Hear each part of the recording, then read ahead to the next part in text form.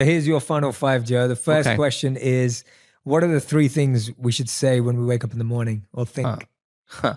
Well, first, I would say, what is the greatest ideal of myself that I can be today? And I would not get up until I felt like that person.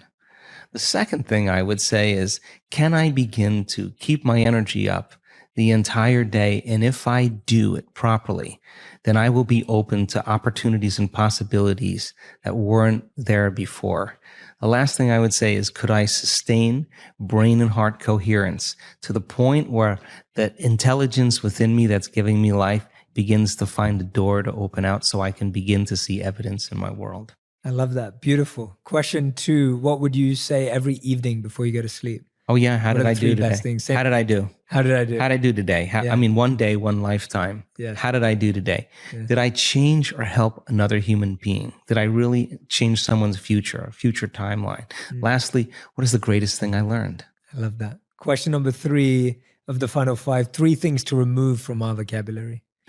I can't is probably one of the biggest ones. I'll do it later or I'll do it tomorrow is also another big one. And it's too hard. Question number four, what's your meditation practice like? Wow.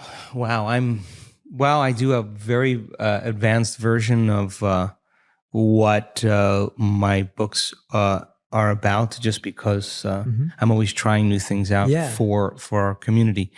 But, my big thing really lately is the mystical. And I've just had one of the most transcendental experiences this particular weekend. So I go as deep as I possibly can into that fertile blackness. And I don't stop until I connect to something. And I know that feeling, what it is when I connect. And then I have a thought of whatever experience I want, and then I completely surrender to the outcome and stay open. And it's been working pretty well. That's amazing. And question number five, if you could give everyone in the world an experiment to do for 30 days, one activity that they'd have to do every day for 30 days, what would it be? I would ask them to take out a piece of paper and write down every thought that they've been thinking that's standing in the way between their future and where they are.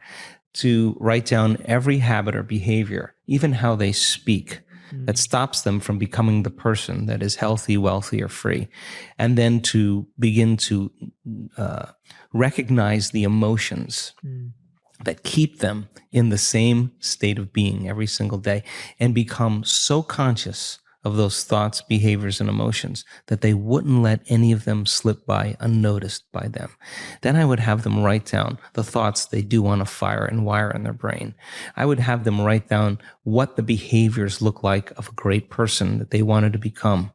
And I would have them practice thinking about it and practice rehearsing it. And then I would say to them, what emotions would you feel when your future happened? Because you have to teach your body emotionally what that future feels like before it happens. And every day, if you practice that diligently and sincerely, and just become conscious of who you no longer want to be, and keep becoming conscious of who you do want to be, you should begin to see evidence in your life. And when it comes in a way that you least expect, that surprises you and leaves no doubt that it's come from a greater mind, then you'll be inspired to do it again. And now we believe we're more the creators of our lives and less of the victims of our lives.